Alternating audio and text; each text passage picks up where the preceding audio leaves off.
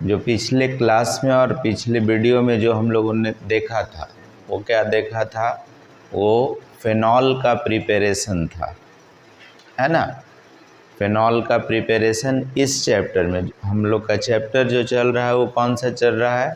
Alcohol, phenol और ether.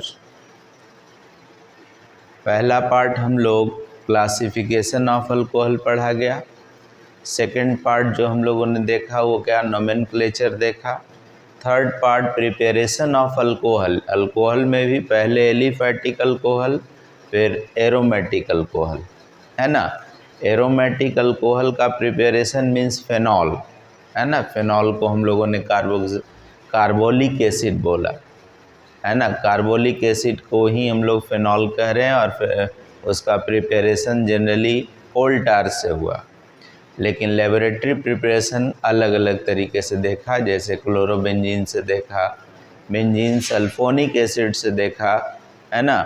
और उसके बाद हम लोग क्यूमीन से देखा, बेंजीन डाइजोनियम क्लोराइड से क्या देखा गया? फिनॉल का प्रिपरेशन देखा गया, है ना। तो आज हम लोग जो देखेंगे वो क्या देखेंगे? Property of alcohol and phenol. Property में दो तरीके का प्रॉपर्टी आएगा। फर्स्ट प्रॉपर्टी में आता है फिजिकल प्रॉपर्टी, और सेकंड प्रॉपर्टी जो होगा वो केमिकल प्रॉपर्टी। फिजिकल प्रॉपर्टी में सबसे पहला जो आता है कि कलर कैसा है। तो कलर दोनों alcohol as well as phenol दोनों का कलर कलरलेस होगा, है ना। मेल्टिंग एंड बॉइलिंग पॉइंट क्या होगा? तो अल्कोहल के साथ हाइड्रोजन बॉन्डिंग होता है, तो हाइड्रोजन बॉन्डिंग होने के कारण अल्कोहल का बॉइलिंग पॉइंट ज़्यादा होगा respective other compound like alkane. Alkane से ज़्यादा होगा अल्कोहल का, अल्डिहाइड कीटोन से ज़्यादा होगा अल्कोहल का, क्योंकि इसमें हाइड्रोजन बॉन्डिंग ज़्यादा होता है। थर्ड पार्ट है कि नंबर ऑफ कार्बन अगर इंक्रीज करता रहेगा, ऐसे भी हम लोग क्या बोलेंगे इसमें? Boiling point increases with increase in number of carbon of alcohol, है ना। तो ये सब अल्कोहल का नंबर ऑफ कार्बन भी बढ़ता रहेगा, तब भी उसका बॉइलिंग पॉइंट बढ़ता रहेगा। मेन उसका क्या है? मेन क्या है उस चीज़ का? Hydrogen bonding. हाइड्रोजन बॉन्डिंग होने के कारण बॉइलिंग पॉइंट उसका बढ़ता रहेगा। अब जो हम लोग अभी देखने वाले हैं, जो मेन पॉइंट जो ज़्यादा क्वेश्चन आता है कंपटीशन में, बोर्ड में भी और कंपटीशन में भी, वो है आपका chemical property. Chemical property, chemical property, chemical property इसका बहुत ही इम्पोर्टेंट है हर तरीके से, क्योंकि जनरली हम लोग जो भी ऑर्गेनिक पढ़ते हैं वो सारा ऑर्गेनिक का यूज बायोमॉलिक्यूल्स में होता है, और उसमें अल्कोहल तो कहना ही नहीं है, क्योंकि अल्कोहल वर्सटाइल कंपाउंड होता है। वर्सटाइल कहने का मतलब यहाँ पर कि अल्कोहल जब ब्रेक करता है तो किस में करता है? इलेक्ट्रोफाइल और न्यूक्लियोफाइल दोनों में कर जाता है। अल्कोहल ब्रेक करेगा तो किस में करेगा? Electrophile as well as nucleophile. Electrophile की तरह अगर बिहेव करेगा तो उसका अलग तरीके से रिएक्शन को हम लोग देखेंगे। न्यूक्लियोफाइल का अगर वो टूटता है न्यूक्लियोफाइल की तरह तो उसका अलग रिएक्शन देखेंगे। जैसे यहाँ पर अगर देखा जाए तो सबसे पहला ROH, RO और H, अगर ये यहाँ OH बॉन्ड का क्लीवेज हुआ, OH बॉन्ड का क्लीवेज होने पर यहाँ पर दो पार्ट हो जाएगा। एक पार्ट आपका RO माइनस और H प्लस। यहाँ पर RO माइनस क्या हो गया? न्यूक्लियोफाइल हो गया, इसको अल्कोक्सी कहते हैं। अगर ये बॉन्ड ब्रेक हुआ तब ये दो पार्ट में आ गया, यहाँ पर R प्लस और OH माइनस। इस R प्लस को हम लोग क्या बोलेंगे? इलेक्ट्रोफाइल। प्रॉपर्टी को अगर देखो, ये न्यूक्लियोफाइल हो गया और ये क्या हो गया, इलेक्ट्रोफाइल। प्रॉपर्टी अगर देखा जाए तो यहाँ देख रहे हो कि H का बात हो रहा है, H ये डोनेट कर रहा है, तो H यहाँ नहीं है, ये H प्लस है। H प्लस मतलब प्रोटॉन है और ये प्रोटॉन डोनर बन गया अल्कोहल। तो प्रोटॉन डोनर बन गया, इसका मतलब क्या हुआ, वो एसिडिक स्ट्रेंथ को बताने लगा, है ना। ये किस चीज़ को बताने लगा, एसिडिक स्ट्रेंथ को। अब एसिडिक स्ट्रेंथ को अगर ये बता रहा है, इसका मतलब ये है कि जैसा हम लोग 10th क्लास में पढ़ते भी आ रहे हो तुम लोग कि भाई एसिड का मेटल के साथ रिएक्शन होता है तो हाइड्रोजन गैस रिलीज करता है। तो यहाँ पर भी अगर आप मेटल के साथ इसको रिएक्शन करेंगे तो हाइड्रोजन गैस रिलीज करेगा। सिमिलरली यहाँ पर अगर हम लोग फिनॉल का बात करते हैं तो फिनॉल का अगर बात करेंगे तो फिनॉल यहाँ पर इस तरीके से है, O और H। जस्ट अभी हम लोग पिछले वीडियो में भी देखे और पिछला बार भी देखा गया कि भाई फिनॉल फेनॉक्साइड आयन में कन्वर्ट हो जाता है और इसको कार्बोलिक एसिड भी बोला जाता है क्योंकि प्रोटॉन डोनर होता है। जब ये बॉन्ड ब्रेक करेगा तो ये कन्वर्ट किस में हो जाएगा, O-, जिसको हम लोग क्या बोलेंगे, फेनॉक्साइड। मतलब ये हुआ कि जिस तरीके से ये न्यूक्लियोफाइल हुआ, इस तरह ये भी न्यूक्लियोफाइल की तरह बिहेव किया। ये अगर मेटल से रिएक्शन कर रहा है तो ये भी मेटल से रिएक्शन करेगा। ये एसिडिक बिहेवियर शो कर रहा है तो ये भी एसिडिक बिहेवियर शो करेगा। लेकिन क्वेश्चन दोनों से पूछता है। यहाँ पर बहुत सारा जगह है जो आपके लिए क्वेश्चन जो बनाएगा वो कन्फ्यूज़न में डाल देगा। क्यों, जगह कौन कौन सा है इसके पास, क्योंकि इसके पास ऑर्थो है, मेटा है, पैरा है। कोई ग्रुप अगर ऑर्थो पर लग गया, मेटा पर लग गया, पैरा पर लग गया तो वो एक नया क्वेश्चन बन गया कि वो कंपाउंड इसमें से कौन सा प्रायोरिटी पर हो। जैसे बोल दिया जाए ये फिनॉल है, ऑर्थो नाइट्रोफेनॉल, मेटा नाइट्रोफेनॉल, पैरा नाइट्रोफेनॉल। इसको अरेंज कीजिए किस आधार पर, इंक्रीजिंग एसिडिक स्ट्रेंथ के आधार पर। यहाँ पर अगर दे दिया जाए chlorine, ortho chloro, Meta chloro, para chloro, तब उसका एसिडिक स्ट्रेंथ कैसे होगा, इन सब बातों को हम लोग देखेंगे, है ना। तो हम लोगों ने क्या देखा कि अल्कोहल। अच्छा, एक बात और ध्यान रखना है कि फेनाइल आयन में ये ऐसा बहुत ही रेयर होगा कि ये टूटेगा, ये रेयर कंडीशन होगा, है ना। ये आपका रेयर कंडीशन में आएगा, ये नहीं टूटेगा। जब भी टूटेगा तो कैसे टूटेगा, OH-। क्यों नहीं टूटेगा, कहानी पूरा है भाई। क्योंकि ये टूटने लगेगा तब तक कि ये सारा इलेक्ट्रॉन इसके अंदर में घूमने लगेगा, इसलिए हाईली अनस्टेबल है और नहीं के बराबर ही टूटेगा। कौन सा, फेनाइल आयन, फेनाइल एनायन बोलो, है ना, फेनाइल एनायन। ये ऑक्सीजन था, इसके अंदर में इलेक्ट्रॉन डेंसिटी, तो ये माइनस चार्ज ले लिया, ठीक है। कभी कभी ये प्लस भी ले लेगा, यहाँ पर ये आपका प्लस भी ले सकता है, दोनों चांसेस इसका बनेगा। अब यहाँ ये भी रेयर है, दोनों रेयर, ये टूटेगा इस कंडीशन में, केमिकल प्रॉपर्टी में। अब हम लोग जो देखेंगे अगला पार्ट, है ना, फिर से एक बार बात कर लें हम लोग। अल्कोहल क्या है, अल्कोहल और फिनॉल क्या है। अल्कोहल और फिनॉल वर्सटाइल कंपाउंड है। वर्सटाइल कंपाउंड कहने का मतलब क्या, ये इलेक्ट्रोफाइल और न्यूक्लियोफाइल दोनों में ब्रेक करता है। इलेक्ट्रोफाइल का नेचर अलग होगा, न्यूक्लियोफाइल का नेचर अलग होगा। इन सबों पर आज हम लोग रिएक्शन को देखेंगे। कब ये मेटल से रिएक्शन करेगा, कब ये एसिडिक स्ट्रेंथ देगा, कब इसका एस्टरिफिकेशन होगा, कब इसका ऑक्सीडेशन होगा, है ना, कब इसका रिडक्शन हो सकता है, चांसेस बनेगा कि नहीं, है ना। ये सारे चीज़ों को हम लोग आज देखेंगे और बाद में फिर इन सबों को देखने के बाद इलेक्ट्रोफिलिक सब्स्टिट्यूशन रिएक्शन सिर्फ और सिर्फ फेनॉल का देखेंगे, क्योंकि फेनॉल में ही इलेक्ट्रोफिलिक सब्स्टिट्यूशन होता है।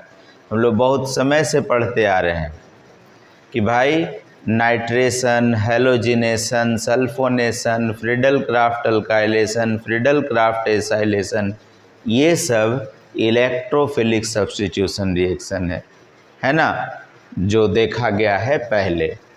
अब हम लोग जो देखने वाले हैं वो क्या देखेंगे, रिएक्शन या फिर क्लीवेज ऑफ OH बॉन्ड।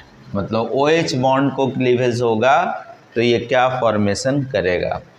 तो इसमें पहला रिएक्शन क्या होगा, फर्स्ट में रिएक्शन विथ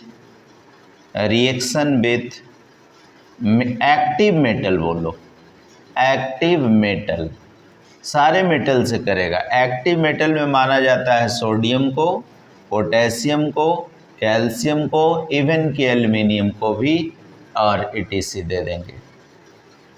जैसे यहाँ पर पहले ही बात हो गया कि OH बॉन्ड क्लीवेज हो रहा है, मतलब RO। अच्छा, ये भी बात ध्यान रखना कि सर ये न्यूक्लियोफाइल तो इलेक्ट्रोफाइल हुआ, वो कोई प्रॉब्लम नहीं है। हमें तो ध्यान रखना है R से, अल्काइल से। अल्काइल किधर है, जिधर अल्काइल होगा वही हम लोग को बताएगा कि इलेक्ट्रोफाइल है कि वो न्यूक्लियोफाइल है। ये तो जो टूट गया सो टूट गया, मतलब हम लोग को इससे रखना है। यहाँ पर RO है और यहाँ पर ये R+ है। R+ है तो इलेक्ट्रोफाइल और ये टूटा तो न्यूक्लियोफाइल। अभी हम लोग इसका बात कर रहे हैं, ठीक है। अब जैसे यहाँ पर आप CH3 CH2 और OH ले रहे हैं और इसका रिएक्शन सोडियम से करवा दे रहे हो, तो यहाँ ये क्या बना लेगा, CH3 CH2 ONA प्लस और माइनस, और क्या निकल जाएगा, H2, है ना, H2 निकल जाए। बोलोगे कि सर यहाँ तो एक H है, यहाँ 2 H कहाँ से आ गया। तो वो मॉलिक्यूल्स है, वो बैलेंस्ड अपने आप कर लेगा, वो एक नहीं दूसरा मॉलिक्यूल कर लेगा। यहाँ पर तुम 2 कर दो तो अपने आप उधर चला जाएगा। तो यहाँ पर बैलेंस करने का ज़रूरत नहीं है, आप डायरेक्ट यहाँ क्या लिख देंगे, हाइड्रोजन। कैल्शियम के साथ करवा लो, या फिर मान लो टर्शियरी का डायरेक्ट काम करवा दें, CH3 CH3 और OH, टर्शियरी अल्कोहल है और इसका रिएक्शन एल्युमिनियम से करवा दो, तो ये क्या बना लेगा, CH3O और होल 3Al। नाम इसका क्या हो जाएगा, aluminium tertiary butoxide, aluminium tertiary butoxide, और इसका नाम क्या होगा, सोडियम इथॉक्साइड, है ना। इस तरीके ओवरऑल हम लोगों ने क्या कहते हैं, ये अल्कोक्साइड है, अल्काइल ग्रुप है और ऑक्सीजन लगा हुआ है, तो इसका नाम क्या होगा, अल्कोक्साइड। इसी तरीके से अगर फेनॉल का रिएक्शन कर लो, है ना, फेनॉल का बात अगर कर लेते हैं, फेनॉल है और इसका रिएक्शन तुम किसके साथ करवा दो, OH है, इसका रिएक्शन सोडियम के साथ करवा दो, तो सोडियम के साथ करवाने पर ये क्या दे देगा, ONA दे देगा और क्या निकल जाएगा, H2। नाम इसका क्या हो जाएगा, सोडियम फेनॉक्साइड, सोडियम फेनॉक्साइड, है ना। इसी तरीके से जिसका भी मान लो कैल्शियम में से करवाना चाहते हो तो कैल्शियम से ही करवा दो, OH है और प्लस CA दे दो, तो ये बेंजीन पर कैल्शियम का वैलेंसी 2 होता है, यहाँ पर ये इस तरीके से होल 2 CA, कैल्शियम फेनॉक्साइड हो जाएगा, है ना। इस तरीके से इसका काम होगा। ये आपका क्या हो जाएगा, ये क्लीवेज ऑफ OH बॉन्ड, और भी इसका हम लोग एसिडिक स्ट्रेंथ को देखेंगे, है ना। हाँ देखिए यहाँ पर ये बात हो गया सोडियम फेनॉक्साइड का फॉर्मेशन और कैल्शियम फेनॉक्साइड बना दिया। मेटल के साथ तो रिएक्शन हो गया, किस चीज़ का? अल्कोहल और फेनॉल का। वो क्यों हुआ? क्योंकि एसिडिक स्ट्रेंथ है।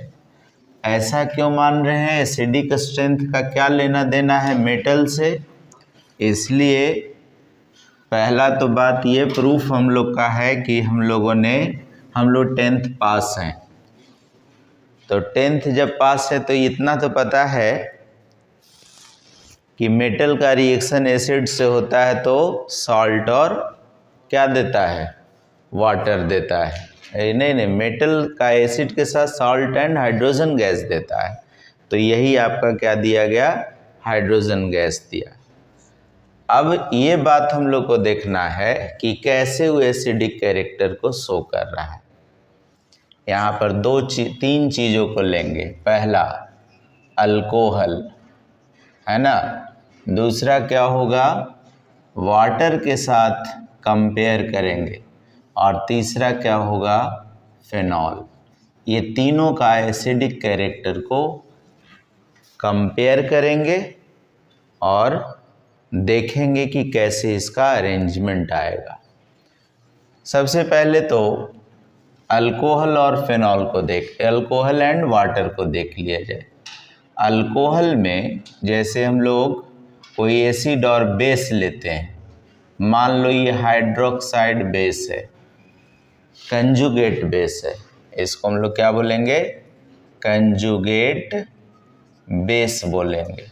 और कंजुगेट बेस का रिएक्शन अगर हम लोग ROH से करवाएंगे, ऑब्वियसली है कि जब एक बेस है तो दूसरा एसिड की तरह बिहेव करेगा, कंपेयर जब किया जा रहा है तो ये बना लेगा क्या चीज़? RO- और H2O, H ये दिया और OH मिल करके। दूसरा पार्ट जो हम लोग देखेंगे, ये RO- को फिर से वाटर में दे देंगे, तो वाटर जो है हाईली प्रोटॉन डोनर होता है, ये आसानी से प्रोटॉन को डोनेट कर देगा। तो जब ये प्रोटॉन डोनर है तो इसका मतलब ये ROH बना लेगा और OH निकल जाएगा। तो ये क्या बन गया? प्रोटॉन डोनर बन गया, है ना। प्रोटॉन डोनर, इसका मतलब एसिडिक कैरेक्टर ज़्यादा हो गया। इससे ये क्या प्रूफ हुआ कि H2O का एसिडिक कैरेक्टर ROH से क्या हो गया? ज़्यादा हो गया। कौन सा कैरेक्टर? Acidic character. कौन सा कैरेक्टर? Acidic character. अब देखिए यहाँ पर एसिडिक कैरेक्टर, जनरली हम लोग एसिड कहते किसको हैं? फिर से एक बार थोड़ा रिवाइज कर लिया जाए तो एसिड वो होता है जो इलेक्ट्रॉन एक्सेप्टर होता है। इलेक्ट्रॉन क्या हो? एक्सेप्टर हो। और एसिड वो होता है जो प्रोटॉन डोनर हो। प्रोटॉन डोनर हो। इससे ये प्रूफ हुआ कि ये डोनेट किया तो एसिड हो गया ये, इसलिए H2O मोर एसिडिक। और बेस का कंसेप्ट क्या है? अच्छा, बेस का कंसेप्ट क्या है? बेस का कंसेप्ट है प्रोटॉन एक्सेप्टर हो, प्रोटॉन एक्सेप्टर हो और इलेक्ट्रॉन क्या हो? डोनर हो। प्रोटॉन एक्सेप्टर हो और इलेक्ट्रॉन क्या हो? डोनर हो। अब आपको ये बात तो ठीक है, ये सब बेसिक चीज़ है जो ध्यान रखना है, और ये भी बेसिक चीज़ है। अब हम लोग को देखना ये है कि क्वेश्चन कैसे पूछा जाएगा, है ना। क्वेश्चन किस तरीके से रहेगा? Arrange the following compound in increasing order of acidic strength. तो दिमाग में हम लोग को क्या क्लिक करना चाहिए? पहला, जिस अल्काइल से या एराइल से जो ग्रुप लगा हुआ है वो इलेक्ट्रॉन विड्रॉइंग है या इलेक्ट्रॉन डोनेटिंग है, पहला कंसेप्ट। दूसरा, अगर इलेक्ट्रॉन विड्रॉइंग है इलेक्ट्रॉन खींचने वाला है, तो इस रूल के अनुसार इलेक्ट्रॉन विथड्राइंग ग्रुप जो होगा वो ज़्यादा एसिडिक स्ट्रेंथ शो करेगा। और इलेक्ट्रॉन विथड्राइंग अगर फेनॉल में होता है तो वो स्टेबलाइज करेगा ऑर्थो एंड पैरा पोजीशन को, और इलेक्ट्रॉन विथड्राइंग ग्रुप जो होगा वो एसिडिक स्ट्रेंथ को बढ़ाएगा, दोनों में, एलिफैटिक में भी और एरोमेटिक में भी। और ऑब्वियसली है कि उल्टा हम लोग करेंगे। इलेक्ट्रॉन डोनेटिंग ग्रुप, सबको हम लोग यहाँ आज देखेंगे। इलेक्ट्रॉन डोनेटिंग ग्रुप जो होगा वो क्या हो जाएगा, इलेक्ट्रॉन डोनर हमेशा एसिडिक कैरेक्टर को कम करेगा, तो ऑब्वियसली है कि बेसिक कैरेक्टर को बढ़ा देगा। अब अरेंजमेंट में 2-3 तरीके से क्वेश्चन रह सकता है। Arrange the following in basic character, और क्वेश्चन में दिया हुआ है एसिड, तो ऐसा कन्फ्यूजन ना होना कि तो एसिड दिया है और पूछ रहा है बेसिक कैरेक्टर, उससे क्या लेना देना है।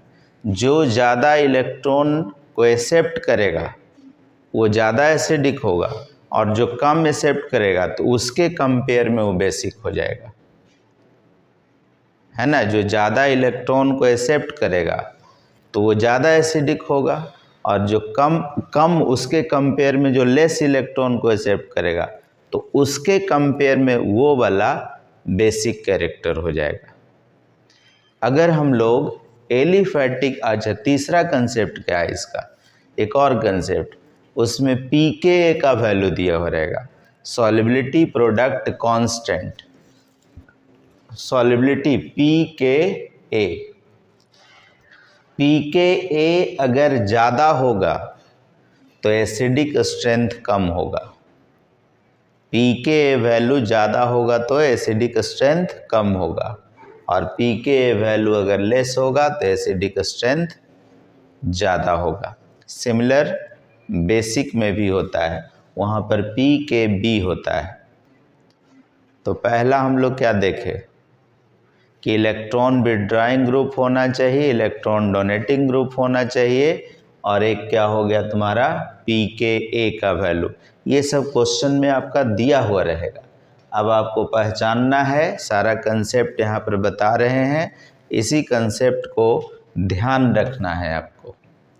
कैसे कैसे इस चीज़ को हम लोग ध्यान में रखेंगे, धीरे धीरे सबका कंसेप्ट हम लोग ला रहे हैं। एक होता है प्लस आई इफेक्ट। अल्काइल में इलेक्ट्रॉन विथड्राइंग इलेक्ट्रॉन डोनेटिंग तो होगा या नहीं होगा वो बात की बात है, उससे भी ज़्यादा है plus I effect. Plus I effect अगर ज़्यादा होगा तो इलेक्ट्रॉन डोनेटिंग टेंडेंसी बढ़ जाएगा, और इलेक्ट्रॉन डोनेटिंग टेंडेंसी बढ़ेगा इसका मतलब एसिडिक कैरेक्टर को क्या कर देगा, घटा देगा। जैसे यहाँ पर RCH2 और OH, RCH और R मतलब अल्काइल, OH, R और OH।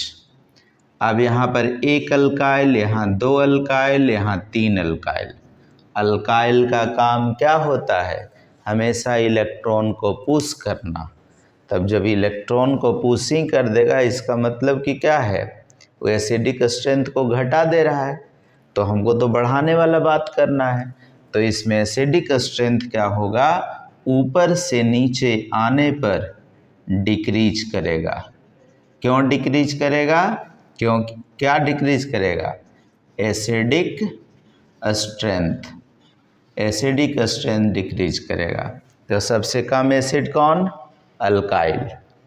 सबसे कम एसिड कौन, अल्काइल। उसके बाद ये, और सबसे ज़्यादा ये, क्योंकि एक अल्काइल ग्रुप है इसमें लगा हुआ। क्लियर। अल्काइल, जैसे जैसे अल्काइल बढ़ेगा एसिडिक स्ट्रेंथ घटेगा, और घटने के बाद फिर क्या हो जाएगा, इसका प्लस आई इफेक्ट के कारण घटेगा। अब यही अगर इसका कंजुगेट बेस ले लो, कंजुगेट बेस का बात अगर करते हैं तो RCH2O माइनस, RCH2O माइनस, यहाँ पर सेकेंडरी वाला होगा R, और फिर R C R R और ये O माइनस। अब ये कंजुगेट के आधार पर सबसे ज़्यादा कंजुगेट बेस कौन, ये बेसिक कैरेक्टर का हो गया। यहाँ पर ये देखो, ये कंजुगेट बेस हो गया। ये टोटल का टोटल, इसको हम लोग क्या बोलेंगे, कंजुगेट बेस बोला जाएगा। इसमें भी तुम्हारा एसिडिक कैरेक्टर पूछा जा सकता है। तो भाई प्रोटॉन लेने वाला इसमें कौन हो गया, प्रोटॉन तो आसानी से ये ले लेगा, प्रोटॉन ये ले लेगा, और इसके कंपेयर में ये क्या होगा, कम लेगा। प्रोटॉन लेने का टेंडेंसी इसका क्या हो जाएगा, कम जाएगा। बाय द वे, ऐसा ही क्वेश्चन और बढ़ा दिया जाए, जैसे यहाँ पर CH3CH और फ्लोरीन दे दिया जाए और CH2 और OH हो जाए। तो फ्लोरीन का काम क्या है, ये इलेक्ट्रोनिगेटिव एलिमेंट है, इलेक्ट्रॉन रिसीव करने का क्षमता है, इलेक्ट्रोनिगेटिविटी बढ़ गया। सेकंड वाले में क्या कर दिया गया, CH3CF CH2 और OH, ये सब बीटा हो गया, बीटा फ्लोरीन इसको कहेंगे। अल्फा कार्बन और ये बीटा, अल्फा कार्बन बीटा दोनों इस तरीके का है। उसके बाद फिर इसी में CH3 CH2 और OH, तो सबसे ज़्यादा ये फर्स्ट हो गया, ये सेकंड हो गया, और ये क्या हो गया, थर्ड हो गया। सबसे ज़्यादा एसिड कौन, एसिडिक कैरेक्टर कौन, सेकंड वाला। उसके बाद कौन, फर्स्ट वाला, और सबसे कम कौन, थर्ड वाला होगा। क्यों, क्योंकि इसके पास 2 फ्लोरीन है। फ्लोरीन मतलब इलेक्ट्रोनिगेटिव एलिमेंट, इलेक्ट्रोनिगेटिव एलिमेंट कहने का मतलब इलेक्ट्रॉन विथड्रॉइंग ग्रुप। ये केमिस्ट्री का रूल है कि जिसके पास इलेक्ट्रॉन डेंसिटी ज़्यादा होगा वो इलेक्ट्रॉन को खींचेगा, और जो इलेक्ट्रॉन खींचेगा वो एसिडिक कैरेक्टर को बताएगा। इसलिए यहाँ पर 2 फ्लोरीन है तो दूसरे वाले का ज़्यादा, उसके बाद ये वाला, और उसके बाद ये वाला हो जाएगा। ठीक है, निगेटिविटी का काम हो गया। अब हम लोग आ जाएंगे कहाँ पर, फिनॉल के पास। पहला तो बात ये देख लिया कि water is more acidic than alcohol. अब यहाँ पर फिनॉल का बात करें।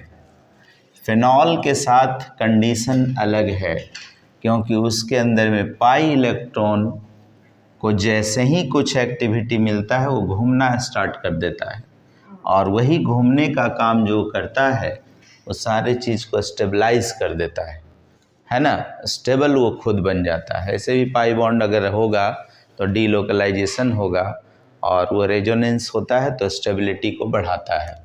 यहाँ पर फिनॉल का बात करते हैं। फिनॉल अगर प्रोटॉन देता है तो ये क्या बना लेता है, फेनॉक्साइड बना देगा, है ना। और फेनॉक्साइड के अंदर में क्या होगा, इलेक्ट्रॉन का डीलोकलाइजेशन होगा, ये हो गया फेनॉक्साइड। अब तो इसको इलेक्ट्रॉन बाहर देना नहीं है, इलेक्ट्रॉन इसको अपने पास रखना है। अब भले ही कोई आएगा तो उसको ये खींचेगा, प्रोटॉन को खींचे या किसी और को खींचता है, तो फेनॉक्साइड आयन के अंदर में इलेक्ट्रॉन रखने का टेंडेंसी ज़्यादा होगी। तो इस आधार पर देखा जाए तो फिनॉल जो हो गया वो ज़्यादा एसिडिक हो गया, किससे, अल्कोहल, किससे, वाटर से, और वाटर ज़्यादा एसिडिक हो गया किससे, अल्कोहल से। अब ये भी क्वेश्चन कभी रह सकता है, फिनॉल ज़्यादा एसिडिक हो गया वाटर से, क्योंकि ये फेनॉक्साइड बना रहा, फेनॉक्साइड में इलेक्ट्रॉन का रेजोनेंस हो रहा है। अल्कोहल से ज़्यादा वाटर एसिडिक हो गया, जो अभी हम लोगों ने देखा कि वाटर यहाँ पर प्रोटॉन डोनर बना हुआ था, तो जो प्रोटॉन डोनर होगा एसिडिक कैरेक्टर ज़्यादा शो करेगा, और प्रोटॉन लिया था किससे, अल्कोहल से। तो ये कंपेयर हम लोग इसका और इसका कर लिए। अब हम लोग एसिडिक जो नेचर देखने वाले हैं वो फिनॉल का देखेंगे। किस चीज़ का, फिनॉल का, है ना। एलिफैटिक का हम लोगों ने देख लिया, एलिफैटिक इलेक्ट्रॉन विथड्राइंग ग्रुप, लगा हुआ था electron donating group. Electron withdrawing group में हम लोगों ने इलेक्ट्रोनेगेटिविटी को देखा। इलेक्ट्रॉन डोनेटिंग ग्रुप में अल्काइल को देखा, जो प्लस आई और माइनस आई को बढ़ाता और घटाता है। अल्काइल ग्रुप हमेशा प्लस आई इफेक्ट होता है, इसलिए इलेक्ट्रॉन डोनर था। अब हम लोग यहाँ बात फिनॉल का कर रहे हैं। अब जैसे देखिए, पहला ये डिपेंड किस चीज़ पर करेगा, इलेक्ट्रॉन विथड्राइंग ग्रुप पर। दूसरा ये किस पर डिपेंड करेगा, इलेक्ट्रॉन डोनेटिंग ग्रुप पर। और तीसरा ये डिपेंड करेगा पी के ए वैल्यू पर। इलेक्ट्रॉन विथड्राइंग ग्रुप कहने का मतलब इलेक्ट्रॉन खींचने का टेंडेंसी। देखिए ये रूल नहीं है, लेकिन एक ट्रिक है कि वैसा मॉलिक्यूल, वैसा फंक्शनल ग्रुप जिसमें डबल बॉन्ड हो। ये रूल नहीं है, नोट कर लेना इस बात को। ये रूल नहीं है कि भाई डबल बॉन्ड वाला सारा जो होगा वो इलेक्ट्रॉन विथड्राइंग ग्रुप होगा। लेकिन जनरली क्या होता है, जो भी डबल बॉन्डेड कंपाउंड हो, याद करने के लिए कि भाई क्या है, इलेक्ट्रॉन डोनेटिंग है या इलेक्ट्रॉन विथड्राइंग है। क्योंकि कुछ क्वेश्चन आपके किस्मत पर भी रहता है कि जो आप याद करके गए वही ट्रिक आपके साथ आ गया। और कुछ क्वेश्चन कितना भी कुछ कर लो, कितना भी पढ़ करके जाओ, वहाँ क्या होना है, वही होना है जो हर बार हुआ है ना। तो यहाँ पर इलेक्ट्रॉन विथड्राइंग ग्रुप में कौन सा आएगा, खींचने वाला। जैसे मान लो यहाँ पर CN, फिर क्या आ सकता है NO2, फिर क्या आ सकता है CHO एल्डिहाइड, फिर क्या आ सकता है कार्बोक्सिलिक एसिड, बहुत सारा ऐसा है कार्बोक्सिलिक। ये इलेक्ट्रॉन विथड्राइंग ग्रुप है। जहाँ जहाँ ये लगेगा, इलेक्ट्रॉन विथड्राइंग ग्रुप मतलब एसिडिक स्ट्रेंथ को क्या कर देगा, बढ़ा देगा, है ना। जैसे ये सब क्या करेगा, आपका एसिडिक स्ट्रेंथ को बढ़ा देगा, इंक्रीज एसिडिक स्ट्रेंथ।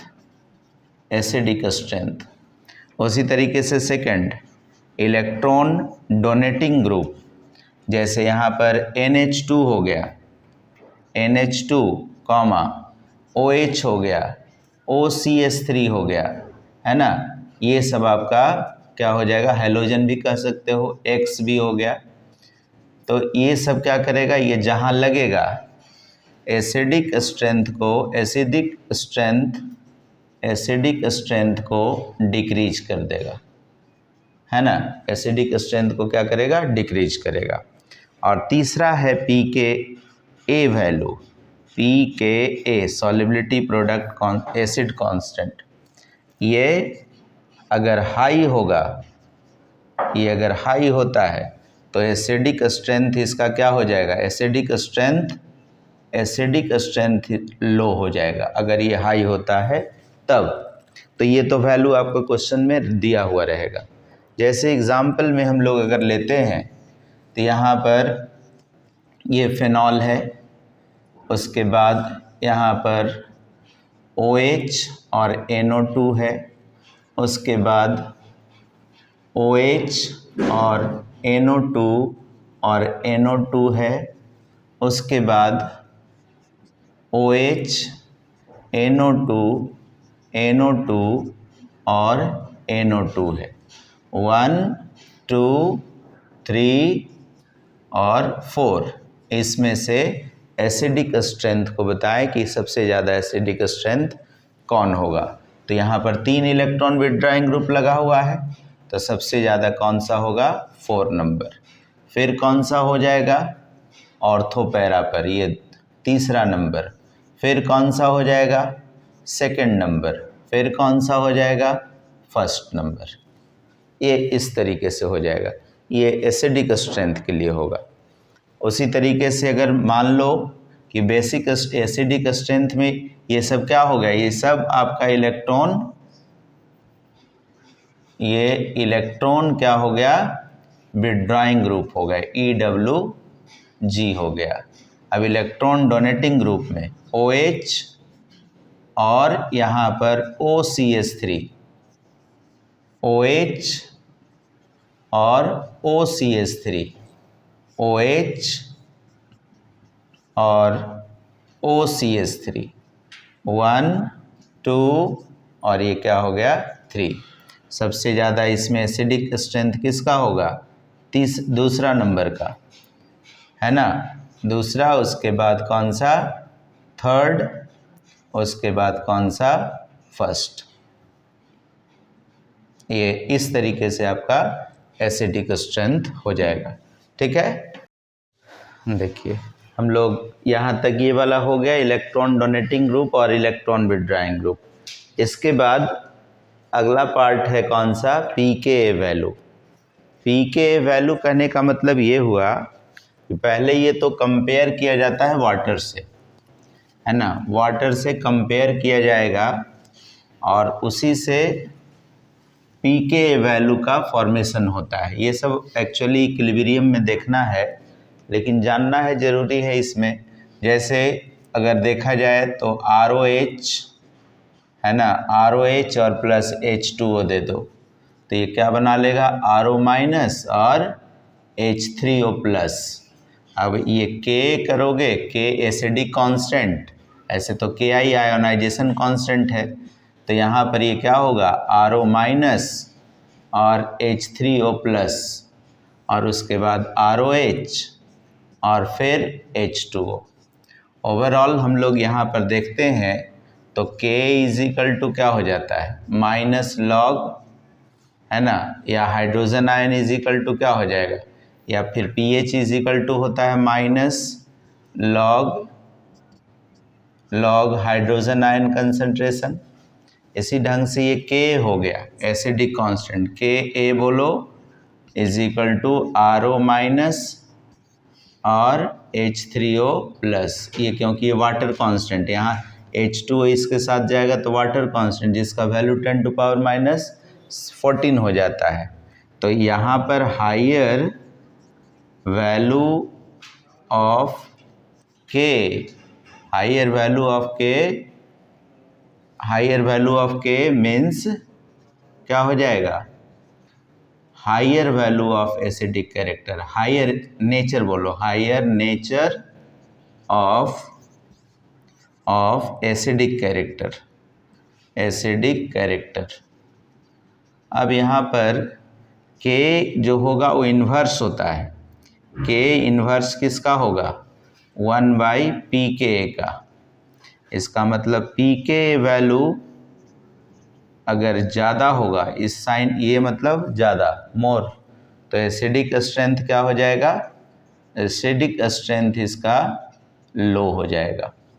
इसी पर बेस्ड आपका जितना भी क्वेश्चन रहेगा, चाहे नीट में रहे चाहे जेई में रहे, बोर्ड में ऐसा क्वेश्चन अभी फ़िलहाल नहीं पूछ रहा है, ऑब्जेक्टिव में पूछ सकता है, क्योंकि बोर्ड में भी जो ऑब्जेक्टिव है उसमें पूछता है, लेकिन इसी पर बेस्ड है। अब इस पर जितना ज़्यादा आप प्रैक्टिस करेंगे उतना ज़्यादा इससे क्वेश्चन बनेगा, है ना।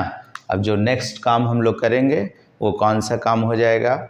अगला पार्ट हो जाएगा एस्टरिफिकेशन। वो भी क्लीवेज ऑफ OH बॉन्ड ही है ना, वो भी क्लीवेज ऑफ OH बॉन्ड ही है। तो अगला पार्ट हम लोग जो देखेंगे वो क्या हो जाएगा? एस्टरिफिकेशन, है ना। वो नेक्स्ट क्लास में हम लोग देखेंगे। ठीक है।